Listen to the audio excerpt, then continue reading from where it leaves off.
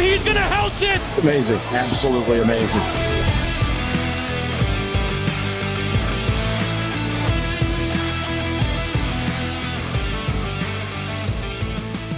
What's going on, everybody, and welcome to the Quick Six, your six-pack of NFL and college football picks each and every week. That is Brian Twining. I am your host, Kyle Robert. Let's get into it, but before we do, let's take a quick peek at last week, where Brian, winning weeks for the both of us. Finally! I nailed the TCU line. Feel pretty good about that. Let's not talk about Oklahoma, Texas. Okay. Oklahoma, Texas, I'm going to take it on the chin. I didn't realize Quinn was back. I thought Dylan Gabriel would be back, and obviously they put on a show pregame, but he was never going to play in that game. I still bet it at +9 or 10. I don't even remember. It was not close the whole game. Took that one on the chin, but that's okay. And came back with a nice little London game. Great call on that, by the way. Not only cover, but they win outright on the field. So, nice little game for us. Let me say real quick about that Giants-Packers game being in Vegas. That was the first game I got to watch on at the sportsbook. Yep. The only bet I made that game was Packers first quarter, and then I stayed away from the entire thing, knowing that the Giants would mess it up later. Oh, yeah. They like to muck it up. And the Packers are a great bet on them first half. Exactly. Bet on them full game because they sit on it. Yeah, they're just very conservative, very quiet, run the ball. Yep. Shouts to the Bills. I had Bills alternate line. I had a -16.5, -20.5. I made so much money on the Bills this weekend. That was a good call. Minus the 14. Steelers never stood a chance. No. Vikings -7. You got to push there. Vikings won by 7. What are they doing? Why can't they close out games? Like, they were dominating that early. The Bears are like the Giants. They're kind of one of those gross teams that don't really make you feel like you have to try, but like kind of do enough to make it interesting. And then great call on the Cowboys. That was an impressive game. They obviously get the outright win. The defense looks exceptional. And, I'm wondering when we're going to make the Hall of Fame induction for Cooper Rush. I mean, the quarterback controversy rumblings have got to be getting stronger, because if he keeps winning, how are they going to go back to Dak? Because his name is Dak Prescott. I know he's their franchise quarterback, but they're winning. They have a formula right now where they're winning. Great. Trade him to Tennessee. We need a quarterback. So let's get into it. We got 6 picks. I got 2 college plays and 1 NFL play. Brian has 3 NFL plays. So we'll dive into the college plays. We'll give you the NFL plays, and then we'll get the hell out of here. So my first play, Iowa State +16.5 at Texas Longhorns. I got this at 17. It's 16.5 pretty much across the board. So I decided to make that my number for the show. Great spot for Iowa State. Matt Campbell as a road underdog is an absolute cover machine. Texas comes into this spot after absolutely pantsing their bitter rivals in the Red River rivalry, which is much harder to say than it should be. I don't expect Texas to lose. I don't expect Iowa State to really compete, but I'm getting 3 scores. I think they can do it. It's probably like a 31-21 kind of game. Texas does enough. They get Quinn off the field in the second half. Bijan has a decent game, and then they cover, but Iowa State covers that number. So, if you want to get wild and take Matt Campbell as a road underdog on the money line, a place where he's won, you could, find a decent number out there. But for now, for the show purposes, I'll take the 16.5. Staying in the college slate, I'm taking Penn State +7 at Michigan. This is, and Brian, as our resident Michigan fan, will tell you this is not a great spot. The cupcake schedule that is the Wolverines thus far, Colorado State, where they covered. Hawaii couldn't cover against Hawaii. Obviously 53 is a big number. That's a huge number. UConn, like Colorado State, UConn, and Hawaii may be 3 of the 5 worst teams in all of college football. They won against Maryland, but only by 7. That was a tightly contested game too. Yeah. They should have smoked Iowa, who is truly terrible, but let them hang around just enough. Obviously covered the 10.5, but it was not a pretty game. And then Indiana, the Hoosiers, once again won by 21, but it was not a pretty game. But none of those teams are anything like what Penn State will feature.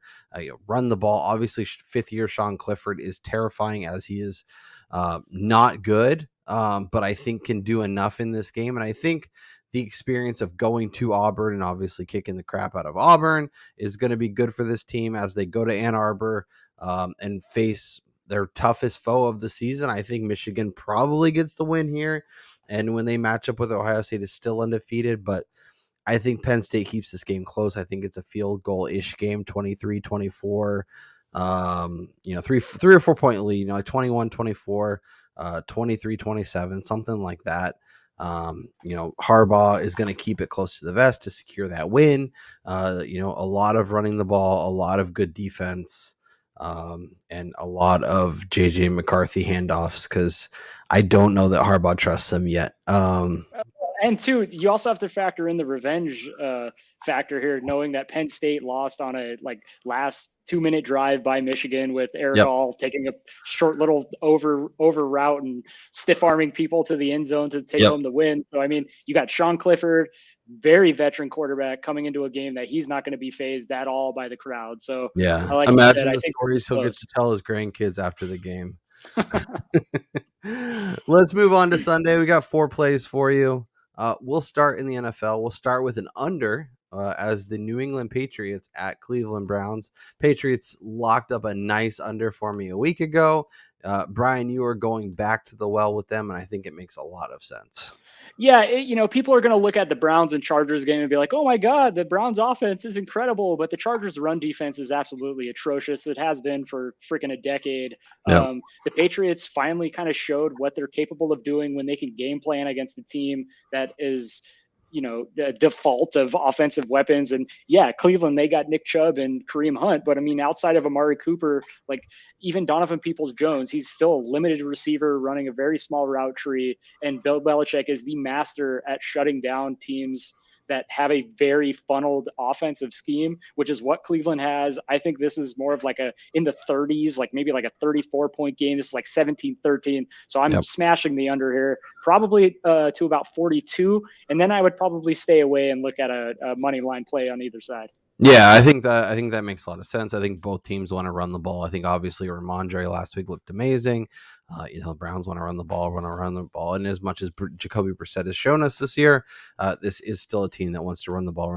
And when they're done running the ball, they want to run the ball some more. So, I'm big in on this play. Your next play, head back to those Minnesota Vikings, taking the money line here at the Miami Dolphins.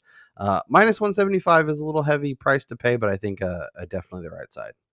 Yeah, I know there's a lot of excitement about Skylar Thompson getting the start for the Dolphins this week. Tyreek Hill practice in full, Jalen Waddle practice in full. Yeah, that's all fine and dandy. But yeah, Xavier Howard, he came out and said he's going to play, but he's still banged up. And I don't give a crap who's outside covering the number 1 wide receiver. Justin Jefferson's going to burn anybody. Adam Thielen is still one of the best route runners with the best hands in the league. Dalvin Cook is healthy. Alexander Madison's back there. Kirk Cousins is playing really good football inside this Kevin O'Connell system.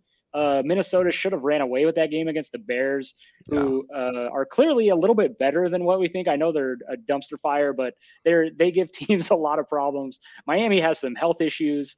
Raheem Mostert popped up on the injury report today. I just think overall, as a team, Minnesota is a little bit better fit for this weekend going down to South Beach. So I like them on the money line. I'm not willing to play the full 3 quite yet until we get a better idea about who's going to play for these teams, especially Miami. But on the money line, I feel pretty confident that Minnesota can get the win. Yeah. No, I think that makes sense. And I think, if we get a little more information, I still think the 3 is probably very much in play. So if you like the Vikings like Brian and you want to just take the 3, I think that makes sense too. We'll go to my final play where I have the Baltimore Ravens minus 5.5 at the New York Giants. The Giants have been a fun story. They've had some wins. They even went to London and got the big win, but now they're coming back. Short week, coming back from London. A Ravens team is coming in, obviously off of a gun finish against Cincinnati. Obviously, Justin Tucker kicks the game winner, but I think this is an explosion game for the Ravens. I think their offense looks really good. Hopefully, get Rashad Bateman back. Or any updates there, Brian? So he did not practice today, but that was kind of the plan, that they were going to hold him out on Wednesday, because Wednesdays are always like the worst practice day to report on because nobody practices. But we'll see tomorrow, really, on Thursday. We're recording this Wednesday night, by the way. Thursday practice is really telling as terms of whether or not he's going to be available. Yep. But even if he doesn't, Devin Duvernay's look solid. Obviously, J.K. Dobbins, obviously Mark Andrews. I think it's a big Lamar Jackson game. I think he runs all over him. I think they win this game. This is another game where if you want to find an alternate spread, I think taking 6.5, I think taking 9.5, even up to 13.5 could make some sense, as I think the Ravens could win this by 2 touchdowns. So and then I want to add one more thing to this play on your behalf. The fact that the Packers did not run the ball more against the Giants' atrocious run defense, who was minus Leonard Williams, by the way, and his status is still up in the air here. J.K. Dobbins should have a nice day. Kenyon Drake looked pretty good against Cincinnati. We all know Lamar Jackson could take it to the house. So if Baltimore stays with the running game here, they could basically control this game the entire day. And just with Justin Tucker field goals alone, win this by 6. Yep. Brian, let's go to your final play, a play that I think is gonna rattle some feathers. A little contrarian, but I think makes a ton of sense, and in terms of what both these teams are going to be doing, I think makes sense. Yeah, people are going to look at Seattle's recent games this year. They've been going over this number. I think it's like 3 or 4 consecutive games. And yeah, that's fine. Like, their offense looks fantastic, but their defense is still crap. And New Orleans is a team who was able to run the ball on them. Arizona's run offense is caca. And Arizona, everyone thinks that they're this high power. They want to move fast and score a ton of points, but no, they don't want to operate that way. Look at what they did last week against Philadelphia, 20-17. They've actually gone under this total in 3 of their 5 games this year. The Cardinals want to keep games close, keep them low scoring, because they want to put the ball in Kyler's hands in crucial situations, which is a mistake. In my opinion, but I don't see this game getting anywhere near this number. I think this is more closer to what we see with the Patriots-Browns number of 43. I think this is like a 24-20 finish. Yep. No, I think that even if it's 27-23, you're still hitting the under. I think number that makes a lot of sense. Yes, Gino's been great, but I think both teams are going to want to establish the run. They're going to want to have a lot of Kenneth Walker, a lot of potentially Eno Benjamin. My fantasy teams are very happy about. So I think that's a great call. All right, Brian, let's recap it. Let's give the people a unit per play, and let's get the hell out of here. So I'll take the T, as I have been absolutely crushing it. I am 13-5 on the season, a 72.22 percentage winning percentage with a up 15 units. Brian is 6-11, down 16 units, but as turning it around, had a nice week last week. Let's build on that. So I am going to go Iowa State plus the 16.5 at Texas. I'm going to put 4 units on that. I feel really strongly about that. I think the Cyclones keep it close. Penn State versus Penn State plus the 7 at Michigan. I'm going to put 3 units on that. I think it's a nice spot for them. And I'm putting my final 3 units on Baltimore minus the 5.5. I think that is 6.5, maybe even 7 by game time. Like I said, get on those alternate spreads now, get that value, and try and cash. Brian, give the people your picks, your units, and let's get the hell out of here.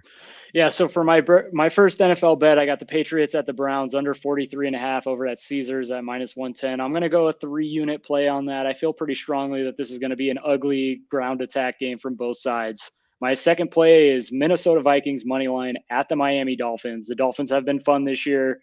They got smoked to the Jets last week, which I think should be an indication that if they're playing a Vikings team, even with a full week of prep with Skylar Thompson, they're going to lose this. So I'm going to go pretty heavy on this. I'm going to go 5 units with the Vikings money line at minus 175. I feel very strongly about this, and the Vikings would be my eliminator pick this week. And then for my last play, the Cardinals at the Seahawks, under 50.5, found over at PointsBet at -105. Tremendous juice there, by the way. I think this is a little bit of a contrarian play, so I'm going to do it a little bit safer and go 2 units, but I do still feel pretty strongly that these two teams kind of played a little bit tighter than what we expect, and it's not all loosey-goosey on offense at what we've seen recently. Yeah, of the bets that could completely go the other way, I think that is a game where if you want to play a little Cardinal Seahawks on DFS, I think could make some sense. But I think it is a under game. I think that you're spot on there. That is Brian Twining. I'm Kyle Robert. This is the Quick Six. We are here each and every week.